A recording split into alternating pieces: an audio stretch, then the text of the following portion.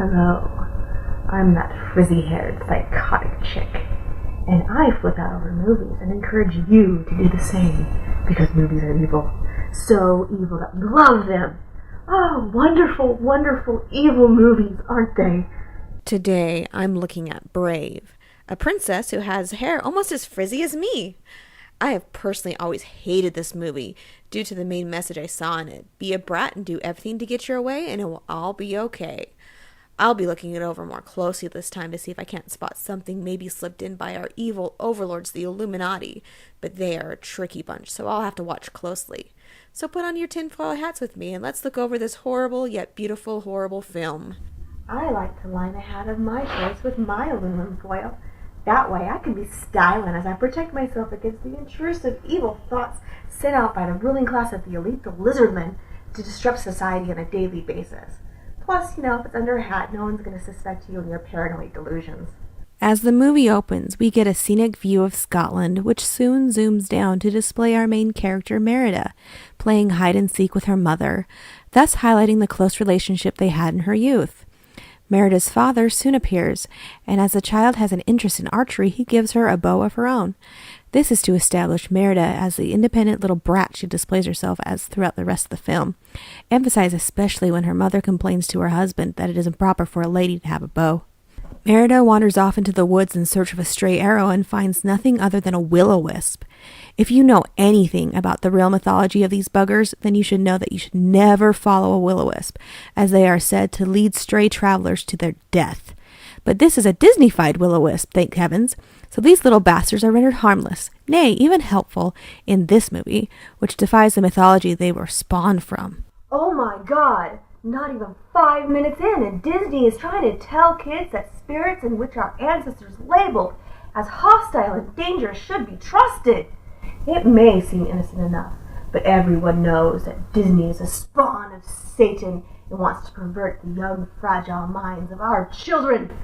Them with their subliminal messages of sex and all manner of heinous trickery.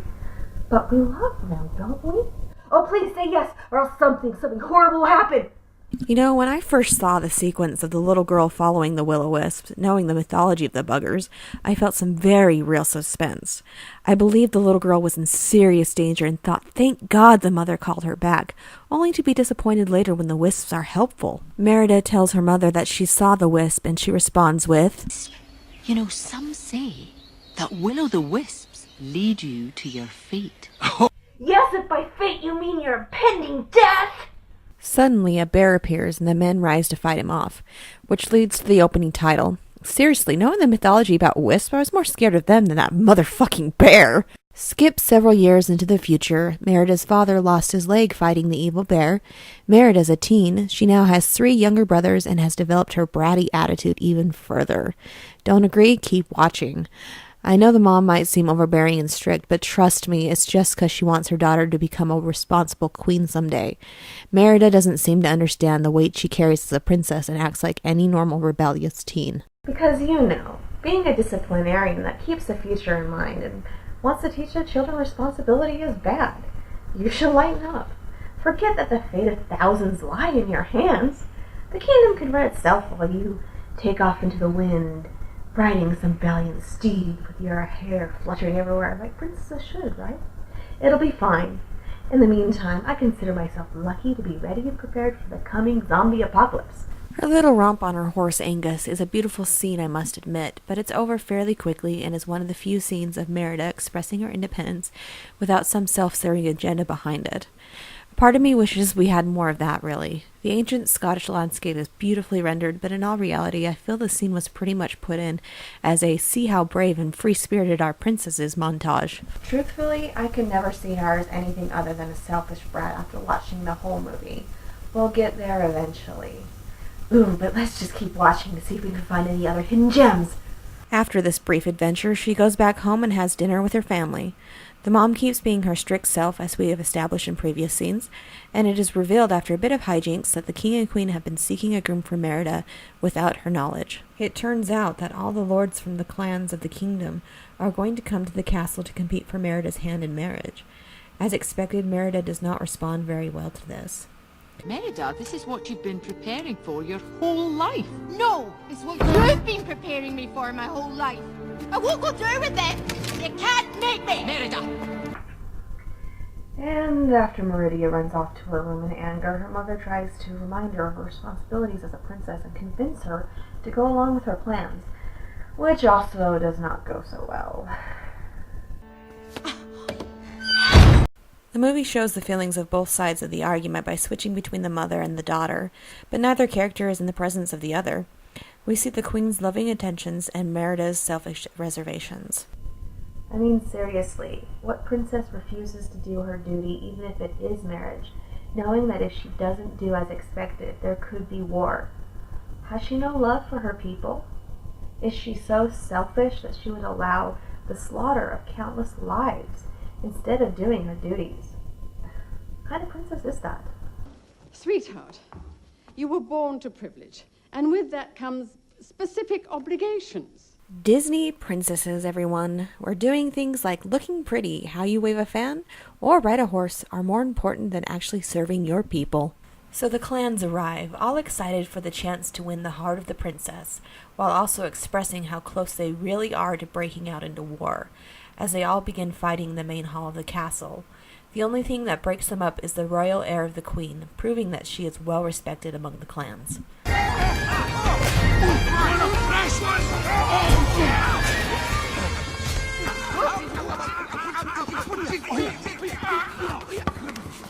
The princess, having a plan to maybe get out of being forced to get married, states that she wants the competition to be in archery. I think everyone knows what she's scheming, don't we? Perhaps a Robin Hood, maybe. Obviously, nothing could possibly go wrong with this plan, right? Not like my last plan. I'm still picking up pieces of that poor fellow. I knew I should have gotten my hands on a real flux capacitor. What was I thinking? Of course, as would be expected, Merida enters the contest against the rules and shoots for herself.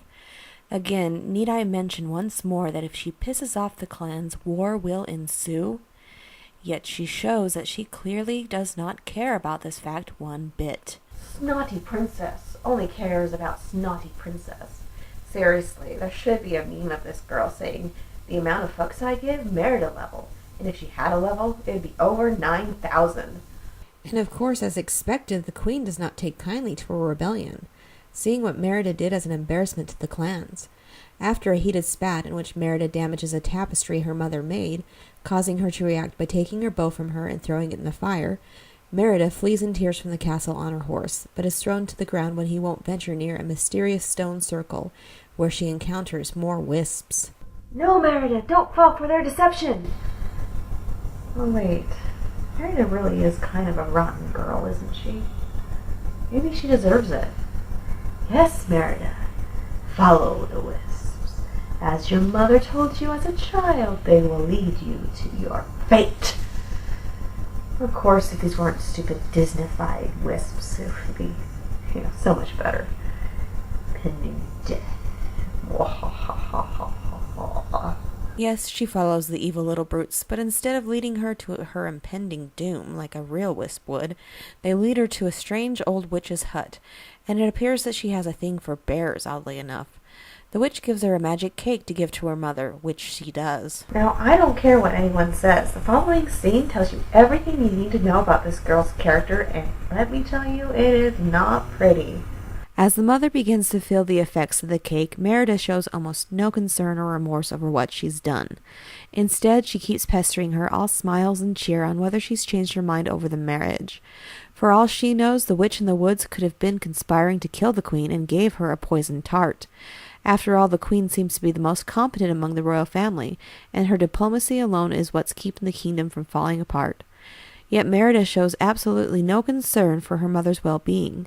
All she cares about is whether she will get her own way. What a heartless, soulless brat. The only concern she shows is when her mother falls off the bed and doesn't get up again. And what should happen but this?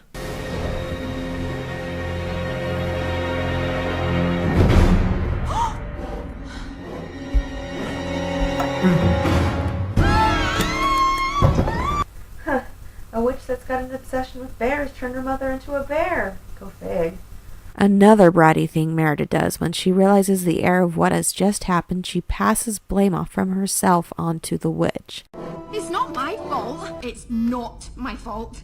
Need I mention again that if the witch was plotting to kill the queen, she'd be considered an accessory to murder? Therefore, she should accept that she is an accessory to turning her mother into a bear.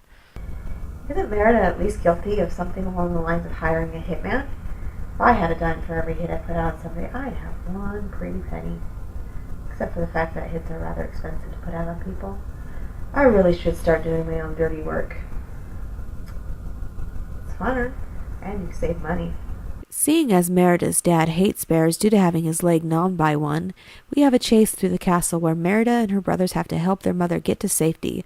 All the while, Merida keeps saying it's not her fault. And of course, amidst all the confusion, you want to know what happened?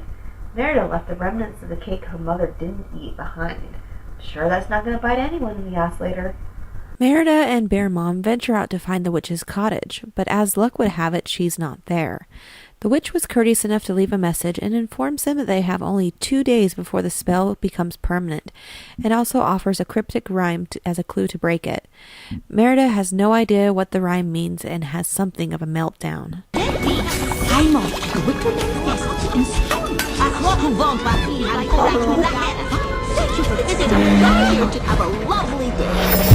Now here's something I've noticed about the Queen's character. She is a damned good woman. By the next day she's forgiven her daughter and provides breakfast for both of them to consume. She holds no hard feelings towards Merida and only expresses love when her rebellious teenager has done nothing but provide grief. Like a real royal should, she does not focus on what has been done to her, but instead keeps her mind on finding a solution to their problem.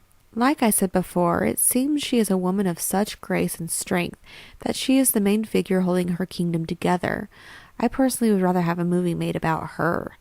A dignified, diplomatic, compassionate, and responsible woman who would do anything for her family and kingdom.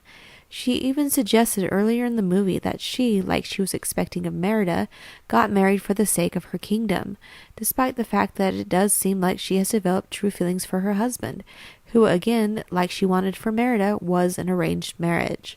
I know a mother's love runs deep, but how many mothers out there would be so forgiving of having a daughter turn you into a different animal? I've seen families torn apart over less. I just can't help but be amazed by this woman is all I am saying. Why can't we all just get along? But I guess if we did, there'd be no one out there to murder. There's a problem that arises when Merida discovers that the longer her mother is a bear, the more bear-like her behaviors become. It seems that if Merida doesn't break the spell, her mom is going to turn completely into a bear and there will be nothing left of her personality.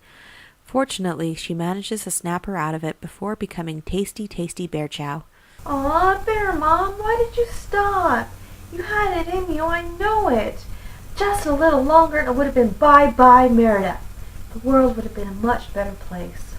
The wisps lead them to a castle, and we find a bit of backstory hinting on the origins of Mordoon, the bear that took her father's leg. Merida connects a legend that her mother lectured her on earlier in the movie, Mordoon and the witch, and who should appear as if on cue but the mean, evil little bear himself. There's a chase scene where of course they get away. I still say again, if you know the lore of will-o-wisps, those things are far scarier. Having found hints in the castle, Merida concludes that they have to go back home, so she can mend the tapestry she tore when angry with her mother. Figuring a part of the rhyme points to the action needing to be done in order to break the spell. Upon arriving, it seems that without the diplomacy of the queen, all the clans are ready to tear each other apart. This means Merida has to try and be diplomatic for the sake of not only calming the crowd, but creating a distraction so they can get to the tapestry. Okay, roll diplomacy. Highly irregular. Where is the queen? Oh great, do we have to roll initiative? Yeah. Merida gets +10 to all her brightness rolls. Now, some people might say this scene shows that Merida has strength and can even be diplomatic, but I personally don't see it as a redemption. Trust me, even by the movie's end, I can't part from the overall message I find in the story. The fact is, her mother in the background informs her through signaling her that she intends to break the traditions of the clan, so she gets her own way after being a total douche. Yes, I think we should all be allowed to find love in our own time and all that fluff spoken of in the speech she gives, It bugs me how from this point on the only things Merida gets for her bad behavior is everything going her way. She makes no sacrifices, no compromises. She turns her mom into a bear and gets everything she wants in spite of it. If only I could get away with anything, like building impossible mazes and conducting cruel experiments on people, all in the name of satisfying my sick, twisted brain. Oh, joy. But don't worry, it's all in the name of science. After providing a distraction, Merida's father goes to find his wife to tell her the good news and discovers the room in terrible shape. Panicking, he goes to the very room Merida and Bear Mom are in and goes apeshit. He locks Merida away and goes off to kill Bear Mom. While locked away, Merida searches for materials to mend the tapestry, knowing that time is running out. Her brothers, who have been turned into bear cubs due to eating the leftovers of Bear Mom's cake, help her to escape. And regardless of it being highly impractical, Merida starts mending the tapestry while riding Angus, as she heads after her father to try and save her mother. Chase ends at the Eerie Stone Circle, and when all seems lost for Bear Mom, Merida arrives and stops the angry Scottish mob. However, all the commotion has attracted something far worse, and out of the woods, more doom appears. With her family in danger, the graceful, diplomatic Bear Mom rises up to fight him. Now I know a certain other critic that looked at this part and said it was cool to see the primarily passive queen have to resort to fighting, while the fiery Merida in an earlier scene having to resort to diplomacy. It does make for a nice role reversal, I must admit, but I really would have rather seen Merida have to make some kind of real sacrifice. I mean, by the end of the movie, you can't really tell if the princess learned anything of any real value, other than she should do everything in her power to get what she wants, and she will get it. And I don't care. The upcoming scene is not a redemption in my eyes. Bear Mom defeats Mordoon, and oh no, the sun is rising! Merida grabs the tapestry and covers her mother with it, but nothing happens. Oh no! Will there be a real consequence for her bratty behavior? Will she lose her mother forever? Merida breaks down in tears, telling her mom she is sorry for what she did. At least she's taking responsibility for the action of giving her a cursed cake. The last time I gave my mom a cursed cake, I had to replace my face. At least hers turned her into a bear. Mine just gave her the squirts for a year. Now, why isn't this a redeeming moment for Merida in my eyes? I have to admit that to me, her breaking down and owning up to what she's done at the moment she might actually lose her mother seems more akin to a deathbed confession. It would be more life-changing for Merida if her mother had remained a bear forever. She'd be more scarred in her heart because of such a result from her bratty actions, that it might actually change her for the better. However, this being a Disney film full of happily ever afters and unreal expectations on life for young kids everywhere, Bear Mom becomes regular mom again. Oh, Disney, you told me that all I had to do was wish and dream and hope, and all my dreams would come true. Just sing a little tune, and someday my prince would come, while little animals frothed at my feet. I prayed the world would burn eternally for all its wretched sin. I'd skin my little animal friends alive and wear their eyeballs as my necklace. Now at the end, it does seem that Merida and her mother are much closer. And yeah, I see a lot of shots where Disney seems to be shouting, "Look how much these two have changed!"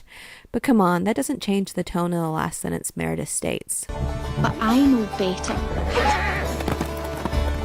Our fate lives within us. You only have to be brave enough to see it. In all reality, I think this movie is rather messed up. So that was Brave, and regardless of this movie being very beautiful and a fun adventure, it's still one of my most hated films of all time. I've gotten into arguments at work over it before I, went crazy and lost my job.